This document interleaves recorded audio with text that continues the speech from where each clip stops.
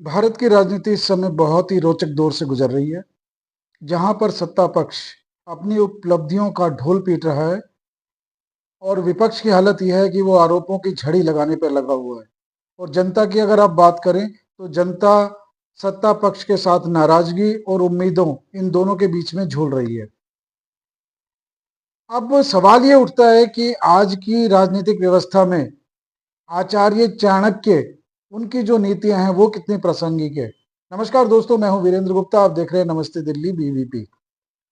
देखिए, ये बात उठकर वर्तमान परिपक्ष में इसलिए आई है क्योंकि जो आचार्य चाणक्य हैं वो बहुत समय पहले जो अपनी नीतियां बनाकर गए हैं, तो सवाल ये उठता है कि जो वर्तमान समय है, उस समय कुछ और था, आज का जो समय है, आज के समय में उनकी नीतियां कितनी प्रासंगिक है, इनके बारे में आज हम विश्लेषण करने वाले हैं।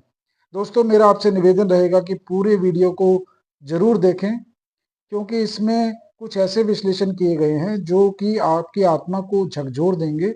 और पूरा वीडियो बड़ा ही एक दिलचस्प रहने वाला है, तो मेरा आपसे अनुरोध है कि कृपया पूरा वीडियो जरूर देखें।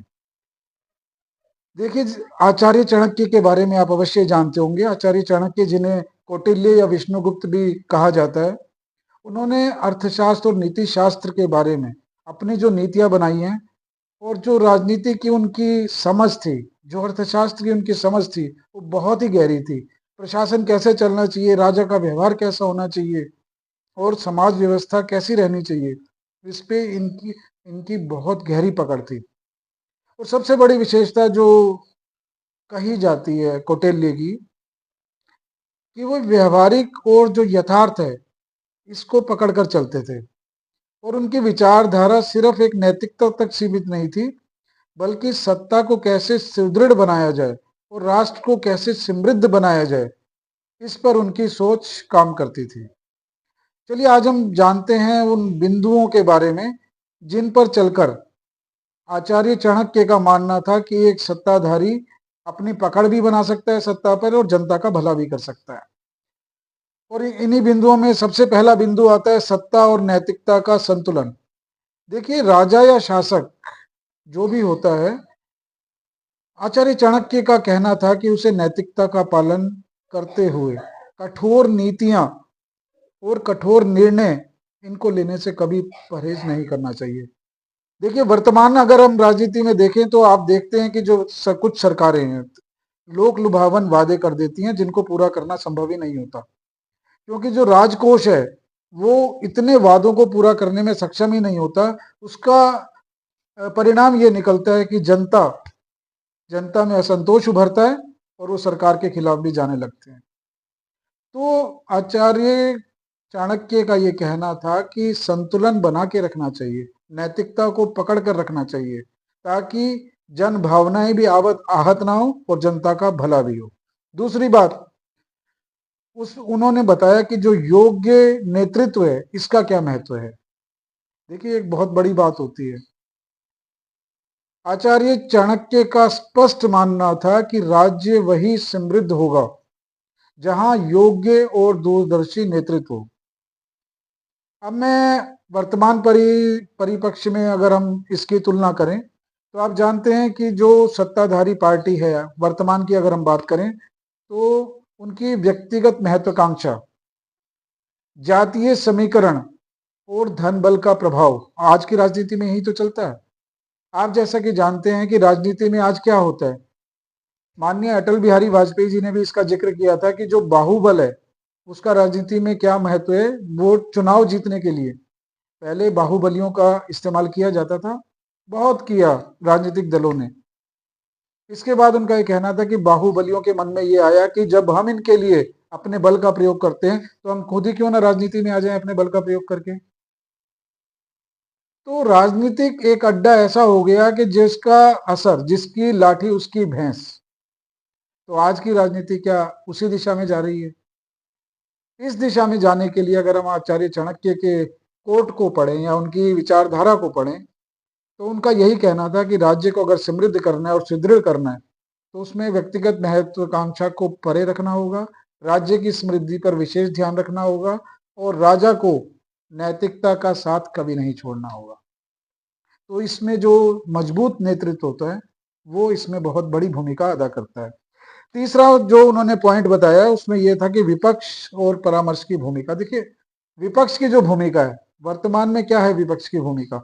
आचार्य चाणक्य का स्पष्ट कहना था कि जो विपक्ष है उसे एक परामर्शदाता की भूमिका निभानी चाहिए। अब आप आज की परिस्थिति में देखें, आज कैसा हो रहा है। आप देखते हैं कि संसद में हंगामा होता है। जितने भी विधानसभा है, राज्यों की विधानसभा हो, चाहे केंद्र की संसद हो, चाहे राज्यसभा हो या लोकसभा हो, रोज हंगामे की भेंट चढ़ जाते हैं इनके सारे सेशन। तो इस तरह का व्यवहार क्या हो सकता है? देखिए, विपक्ष की जो भूमिका होती है इसमें स्पष्ट रूप से जो आचार्य चाणक्य ने कहा है वो समझ लीजिए। उनका यह कहना था कि जब राजा को परामर्श मंडल से लगातार मार्गदर्शन लेना चाहिए। यदि संवाद की परंपरा मजबूत हो तो शासन अधिक संतुलित और प्रभावी होगा। आप जानते हैं देश में दुनिया अनगिनत समस्याएं हैं। अगर इन समस्याओं पर आपस में विचार विमर्श करें, राजा अपने, मतलब राजा तो नहीं है, जो भी देश के प्रधानमंत्री हैं या जो प्रशासन प्रशासन नहीं कहूंगा, नेतृत्व जो भी है, अगर वो अपने विपक्ष के साथ देश की समस्याओं के बारे में विचार विमर्श करता है तो विपक्ष इसमें बहुत ही रचनात्मक और महत्वपूर्ण भूमिका निभा सकता है। लेकिन विपक्ष का रोल आजकल क्या है ये आप सब समझ रहे हैं। सारे सदन हंगामे की भेंट चढ़ते हैं और जो मुद्दे जरूरी नहीं है उनकी चर्चा संसद में होती है, और जो मुद्दे जरूरी हैं उनकी चर्चा कहीं नहीं होती। और जिनकी जनता में मुद्दों की चर्चा होती है वो संसद में कभी पेश ही नहीं किए जाते, वो कोर्ट में कभी लाए नहीं जाते। और ऐसे खाम ख्याली जो मुद्दे हैं, आर्टिफिशियल मुद्दे हैं, उनके बीच, वो जनता के बीच में उन्हें लेके जाया जाता है और जनता में उन बातों की चर्चा की जाती है। ये कटु सत्य है। तीसरा जो उन्होंने पॉइंट बताया इसके बारे में भी बात कर लेते हैं, आंतरिक और बाहरी सुरक्षा। देखिए, उनका बहुत ही मजबूती से कहना था कि किसी भी राज्य की मजबूती उसकी सीमाओं की सुरक्षा और आंतरिक स्थिरता पर निर्भर करती है। दोस्तों, आप जानते हैं कि कोई भी राज्य, कोई भी देश तभी तक सुरक्षित है जब उसकी सीमाएं सुरक्षित हैं। सीमाओं की सुरक्षा भी महत्वपूर्ण है और जो उसकी आंतरिक सुरक्षा की स्थिति है वो भी मजबूत रहनी चाहिए। ये भी दोनों चीजें बहुत जरूरी हैं, क्योंकि हमारे देश को आजादी के बाद से लोकतंत्र चाहे मजबूत रहा है लेकिन उसे सीमाओं के मामले में हमेशा जूझना पड़ा है। जैसा कि आप जानते हैं, अगर आंतरिक स्थिति की बात की जाए तो भारत में आतंकवाद भी रहा है, सीमा विवाद भी रहा है। अगर सीमा विवाद की बात की जाए, इसके अलावा जो इस समय वर्तमान अगर आप परिप्रेक्ष्य में देखें तो साइबर सुरक्षा एक बहुत ही एक ऐसा विषय है जिसके ऊपर हमें चुनौतियों का सामना करना पड़ रहा है। और आचार्य चाणक्य का यह मानना था कि मजबूत राष्ट्र वही है जो इन खतरों का सामना दूरदर्शी नीति से कर सके। तो इस समय देखिए, जो नीतियां बनाई जा रही हैं, जो इस समय बीजेपी की सरकार है, आपको क्या लगता है कि जो वो नीतियां बना रही है वो दूरदर्शी नीतियां बना रही है या वर्तमान में सत्ता प्राप्ति के लिए जो आवश्यक है वो काम कर रही है? बाद में आपने अपने कमेंट्स हमें जरूर देने और बताना है कि आपको क्या लगता है। अब जो पांचवा और महत्वपूर्ण विश्वास जो उनका पॉइंट है वो है जनता का विश्वास। कौटिल्य का कहना था कि राजा का पहला कर्तव्य प्रजा का कल्याण है।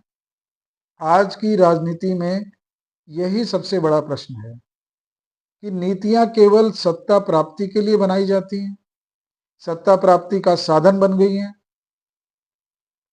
या नीतियां ऐसी बनाई जाती हैं कि जो लोकतंत्र की आत्मा को टच करती हैं। क्या ये नीतियां लोकतंत्र की आत्मा के विरुद्ध हैं? क्या ये नीतियां लोक लुभावनी हैं? क्या ये नीतियां जनता का वास्तव में भला करती हैं? देखिए, बहुत से प्रश्न हैं।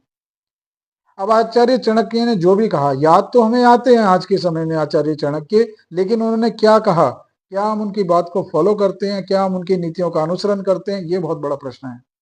अब निष्कर्ष इन सभी बातों का ये निकलता है कि जो आचार्य चाणक्य की नीतियां हैं वो एक दर्पण की तरह हैं। और आचार्य चाणक्य का अगर हम निष्कर्ष निकालें, जो उनके विचार थे, उसमें केवल यही निकलता है कि सत्ता प्राप्ति एक माध्यम नहीं है, बल्कि सत्ता प्राप्ति सत्या भोगने का कोई माध्यम नहीं है, बल्कि राष्ट्र निर्माण का साधन है। जब आपको सत्ता मिली है तो आप राष्ट्र को बनाइए, राष्ट्र को मजबूत कीजिए, जनता का भला कीजिए। और जो नेतृत्व है वो अपनी व्यवहारिक बुद्धि का प्रयोग करते हुए कठोर निर्णय लेने में सक्षम होना चाहिए। आप भी जानते हैं कि जो आजकल का जमाना है मिली-जुली सरकारों का, इसमें सबके देखिए सबको साझेदार बनाना पड़ता है, सबका भला सोचना पड़ता है और लोकतंत्र का मुखौटा पहनकर, मुखौटा ही मैं कहूँगा क्योंकि अगर आप व्यावहारिक देखें, लोकतंत्र का किस तरह से मजाक बनाया जा रहा है, तो आपको सब समझ आएगा। तो सबको सत्ता की मलाई मिले, इसका ख्याल रखना पड़ता है मिली-जुली सरकारें में। तो इसलिए उनका ये भी कहना है कि देखिए जो सत्ता के शिखर पर बैठे हैं, सत्ता नेतृत्व है, वो मजबूत तभी होगा जब उसे निर्णय लेने की पूरी ताकत उसके हाथ में होगी। और उनका यही कहना है स्पष्ट रूप से, अंत में सिर्फ इतना ही कहूँगा कि आचार्य चाणक्य का यही कहना है कि जो भी नेतृत्व है वो जनता के कल्याण की दृष्टि को अपनाए और अगर वो ऐसा करता है तो भारत न केवल आंतरिक रूप से मजबूत होगा बल्कि विश्व पटल पर और भी सशक्त स्थान प्राप्त कर सकेगा। तो दोस्तों आपको क्या लगता है कि आचार्य चाणक्य की नीतियां आज भी प्रासंगिक हैं या सिर्फ एक ये सुनने में अच्छी लगती है, इसके बाद हमारे लिए इसका कोई महत्व नहीं है? तो आपको चैनल के अगर कंटेंट पसंद आते हैं तो प्लीज़ अपने विचारों से हमें अवगत कराइए कमेंट बॉक्स में। और अगर आपने चैनल को अभी सब्सक्राइब नहीं किया है तो तुरंत कर लीजिए। फिर मिलेंगे किसी नए मुद्दे पर, तब तक के लिए नमस्कार।